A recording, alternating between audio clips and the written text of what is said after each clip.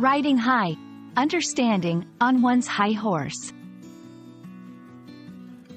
Hello, language enthusiasts. Today, we're diving into a fascinating English phrase that you might have come across, on one's high horse. This expression is rich in history and meaning, and understanding it can add nuance to your English communication. So, let's saddle up and explore this phrase together.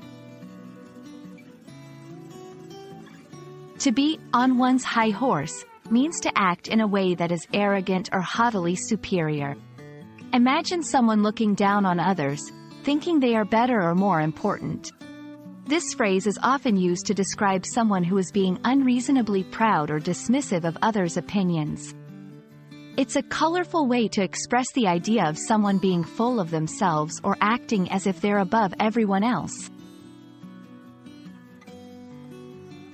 The phrase, on one's high horse, has historical roots dating back to when horses were a symbol of wealth, power, and status.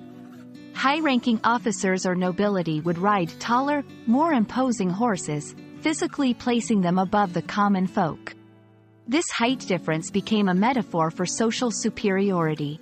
Understanding this origin gives depth to the phrase, highlighting how language evolves with culture. Using on one's high horse in a sentence can add a layer of sophistication to your English. Here are some examples. He's always on his high horse, criticizing everyone's work but his own. After winning the award, she got on her high horse and forgot her humble beginnings. It's time for him to come down from his high horse and listen to what others have to say. These sentences show the phrase in action, demonstrating how it can be used to convey someone's arrogant behavior or attitude of superiority. Understanding when to use on one's high horse is crucial. It's perfect for casual conversations, to describe someone's behavior, writing, to add color and personality to characters or scenarios, debates or discussions, to point out when someone is being unreasonably proud or dismissive. However, use it wisely and respectfully, as it can be seen as critical or negative. We hope you've enjoyed learning about the phrase, on one's high horse, and can now use it confidently in your English conversations and writing.